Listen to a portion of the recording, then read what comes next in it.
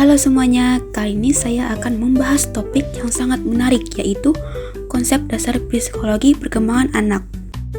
Tujuan dari video ini adalah untuk menjelaskan apa itu psikologi perkembangan anak, aspek-aspek perkembangannya, serta bagaimana konsep ini dilihat dari perspektif rentang kehidupan atau lifespan perspektif. Yuk langsung saja kita bahas satu persatu. Konsep dasar psikologi perkembangan anak dan perspektif rentang kehidupan atau lifespan perspektif. Baik, kita akan memasuki pembahasan yang pertama, yaitu konsep dasar psikologi perkembangan anak. Psikologi perkembangan anak membahas bagaimana anak berubah dan tumbuh dari masa bayi hingga remaja, dan dalam konteks yang lebih luas yaitu hingga dewasa. Dalam konteks anak ada beberapa hal penting, yaitu yang pertama yaitu perkembangan fisik.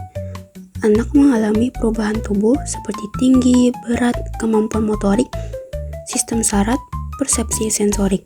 Misalnya kemampuan berjalan, koordinasi tangan, mata, kontrol emosi yang juga memiliki komponen fisik. Yang kedua, perkembangan kognitif. Ini meliputi bagaimana anak berpikir, belajar, memecahkan masalah, berbahasa, dan mengingat. Misalnya, masa prasekolah, anak mulai memahami konsep lebih besar atau lebih kecil. Masa sekolah dasar mulai berpikir logis, remaja mulai berpikir abstrak. Yang ketiga, perkembangan sosial dan emosional.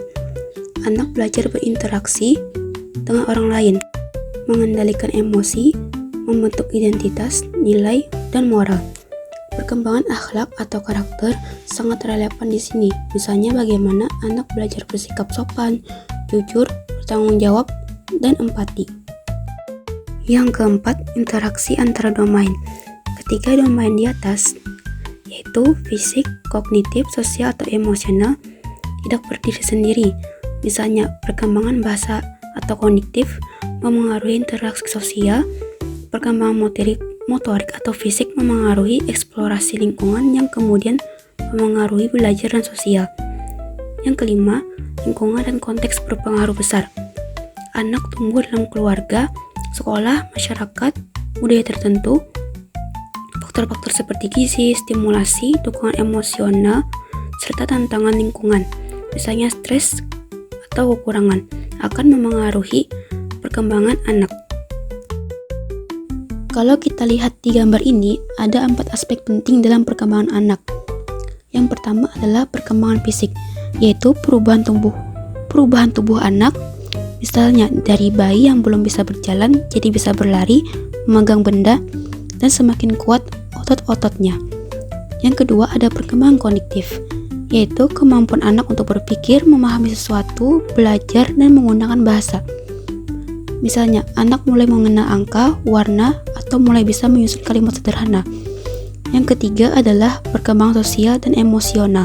Di tahap ini, anak belajar memahami perasaan dirinya dan orang lain, serta mulai bisa bersosialisasi, bermain bersama teman, dan belajar aturan. Dan yang terakhir adalah interaksi antar domain. Maksudnya, semua aspek perkembangan ini saling berhubungan. Misalnya, kemampuan berbicara kognitif bisa membantu anak berinteraksi lebih baik dengan teman, atau kesehatan fisik yang baik bisa membuat anak lebih aktif belajar. Selanjutnya, kita akan memasuki ke pembahasan yang kedua, yaitu perspektif rentang kehidupan atau lifespan perspektif. Perspektif ini memperluas pandangan kita, bukan hanya anak sampai remaja saja, tetapi perkembangan manusia dari konsepsi hingga kematian. Beberapa poin penting dari perspektif ini yaitu, menurut Paul dan kolega, perkembangan itu sepanjang hidup atau lifelong, bukan berhenti di masa anak atau remaja. Yang kedua, perkembangan bersifat multidimensional, meliputi fisik, kognitif, sosial, emosional, dan domain lainnya. Yang ketiga, perkembangan juga multidireksional, artinya dalam beberapa aspek kita bisa bertumbuh dan dalam aspek lain mengalami kehilangan, loss, atau penurunan. Yang keempat, plasticity, atau kelenturan.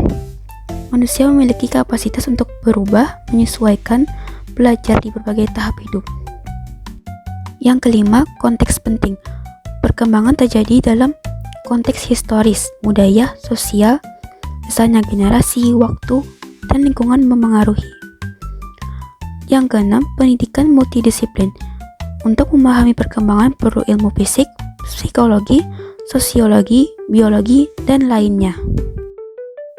Dengan menggunakan perspektif tentang kehidupan, kita melihat bahwa apa yang terjadi di masa anak, misalnya stimulasi, gizi, dan lingkungan aman, akan mempunyai implikasi jangka panjang ke masa remaja, dewasa, bahkan usia tua. Yang kedua, tidak ada tahap kehidupan yang lebih penting secara mutlak daripada tahap lainnya. Setiap tahap mempunyai tantangan dan peluangnya. Yang ketiga, saat anak tumbuh menjadi remaja, dewasa, tua, manusia terus menghadapi perubahan, adaptasi, kehilangan, perubahan sosial, biologis, dan perkembangan seperti dinamis, bukan linear, naik terus aja. Yang terakhir, pendidikan karakter atau akhlak. Misalnya, jika kita tanam sejak anak, namun tetap harus diperkuat di remaja dan dewasa. Konteks dan kesempatan berubah, tetapi kesempatan untuk perkembangan tetap ada. Dalam psikologi perkembangan anak, kita menyiapkan fondasi. Anak mengembangkan kemampuan moral, sosial, dan kognitif. Dengan perspektif lifespan, kita menyadari bahwa pekerjaan itu tidak berhenti saat anak selesai masa sekolah. Pengembangan akhlak dan karakter harus dilihat sebagai proses yang berlangsung, dipengaruhi konteks yang berubah dari remaja, dewasa, hingga orang tua. Misalnya, anak belajar kejujuran dan empati. Saat remaja menghadapi peer pressure, saat dewasa menghadapi tanggung jawab keluarga atau pekerjaan, saat tua menghadapi penurunan fisik, kehilangan teman, mungkin berubah fungsi sosial, semua membutuhkan adaptasi dan perkembangan karakter. Jadi, pendidik atau orang tua jangan hanya melihat anak sekarang, tetapi anak ini akan menjadi dewasa, orang tua, lanjut usia, dan bagaimana lingkungan bisa mendukung perkembangan sepanjang jalan.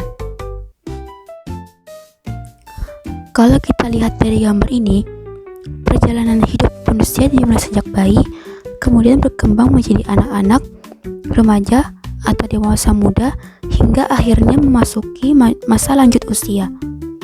Setiap tahap memiliki ciri, tugas pengembangan, dan tantangan yang berbeda. Misalnya, pada masa bayi, kita belajar berjalan dan mengenal dunia sekitar. Saat anak-anak, kita mulai bersekolah dan belajar bersosialisasi. Ketika dewasa, kita berfokus pada tanggung jawab dan karir. Lalu, di masa tua, kita mulai merefleksikan kehidupan dan berbagi pengalaman dengan generasi berikutnya.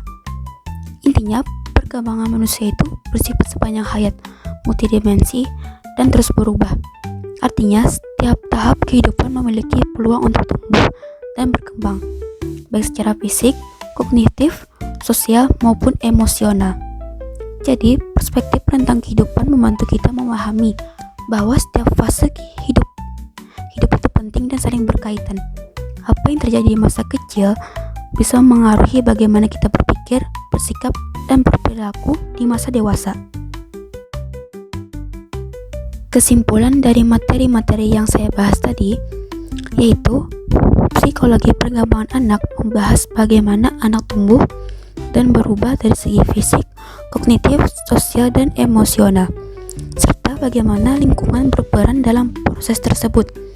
Sementara itu, perspektif tentang kehidupan atau lifespan perspektif melihat perkembangan manusia sebagai proses yang berlangsung sepanjang hidup, bukan hanya di masa kanak-kanak, dan melibatkan banyak faktor seperti biologi, psikologi, sosial, budaya, dan waktu.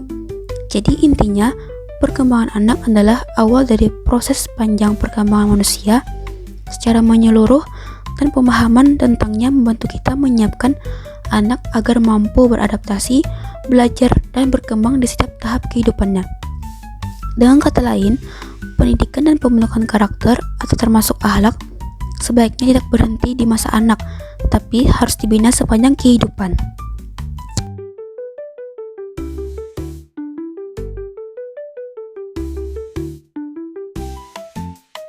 Oke semuanya, itu aja pembahasan kita kali ini tentang psikologi perkembangan anak.